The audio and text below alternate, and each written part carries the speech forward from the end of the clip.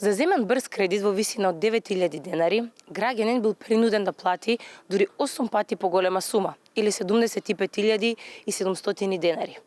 И навистина, за брзите кредити не се плаќаат камати, меѓутоа се плаќаат други давачки за кои што граѓаните многу често не се целосно информирани. Се наплаќа на доместок за доцнење, доста се на доместок, износ за пратена, опомена и слични други давачки.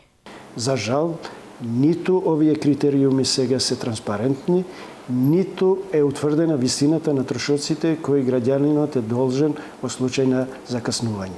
Од тука апелирав до собрание да се пристапи кон измена и на законот за финансиско работење и на законот кој го регулира основањето и функционирањето на финансиските друштва, со што ќе се избегне во иднина граѓаните да се ставаат во ваква неповолна ситуација, а при тоа морам да истакнам дека се работи за најранлива категорија на граѓани кои користат кредити со мали износи, но на крај враќаат дебели трошоци.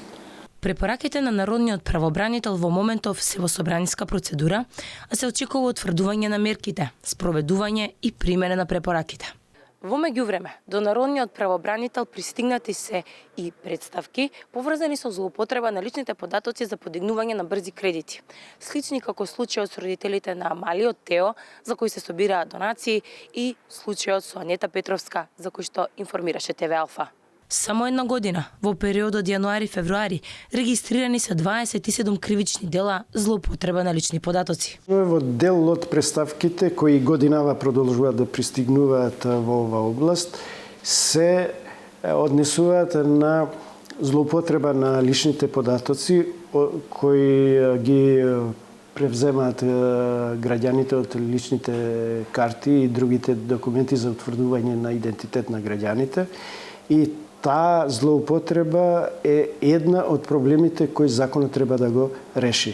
А тоа е врзано за начинот на аплицирање за користење на брзите кредити. Мислам дека собранието ќе смогне сили да ова прашање го реши, дефинира и ги прецизира. И одредбите за начинот на кој функционираат овие друштва, но и надзорот кој Министерството за финансии треба да го врши врз овие субјекти. За една година, 43 граѓани пријавиле измама со брзи кредити. Измамниците се повторно активни на социјалните мрежи. Целна група најчесто им се ранлива категорија на граѓани, кои успеваат да ги прелажат за нив да ја добијат фотографирана личната карта. Потоа аплицираат за брз кредит и со злоупотреба на личните податоци. Од други луѓе ги заглавуваат и по стотици илјади денари.